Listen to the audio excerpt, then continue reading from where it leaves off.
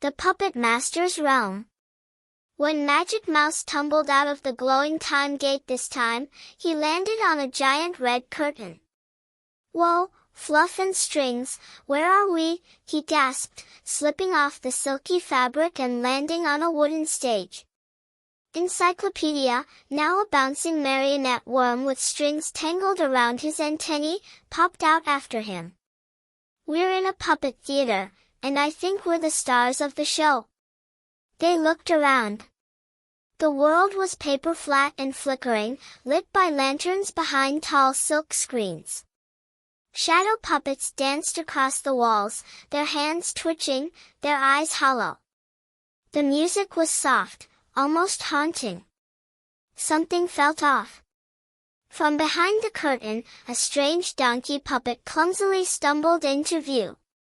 He was stitched from patchwork cloth, with enormous eyes and a bright red fez that kept falling over his ears. "Karagos is the name," he boomed, doing a dramatic bow and getting tangled in his own strings. "Former king of comedy. Current, property of the Puppet Master." His smile drooped. "We all are." Magic Mouse stepped closer. "What do you mean?" Karagos' voice dropped. "Every puppet here is trapped. Forced to reperform the same play, over and over. It's always the saddest version. No jokes. No happy endings. Just heartbreak." Encyclopedia frowned. "A looped trauma narrative. That's definitely the Silence's signature." They followed Karagos behind the stage.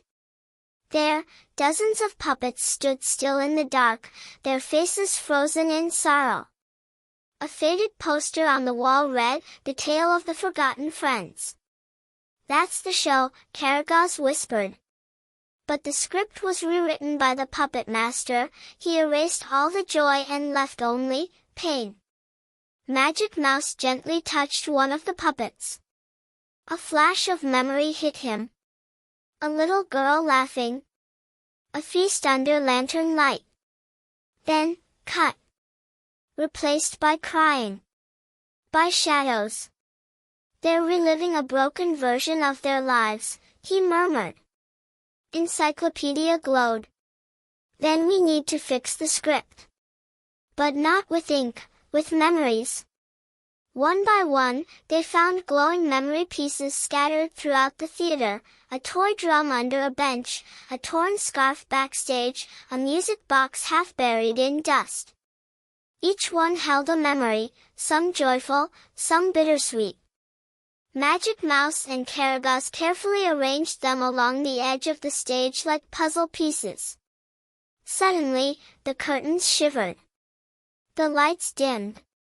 A cold laugh echoed from above. Strings dropped from the ceiling like spiderwebs. "You dare rewrite my masterpiece?" The Puppet Master loomed above, his face hidden by a porcelain mask, his fingers holding hundreds of tangled threads. "Let them feel their sorrow. It is all they have left." "No," Karagos stepped forward, his cloth chest puffed out. "What they have left is hope." He grabbed the final memory piece, a simple hand-drawn picture of the puppets smiling around a fire, and held it up like a torch. The light from it surged through the strings. The stage flickered. The sorrow began to melt. Magic Mouse played a tiny flute.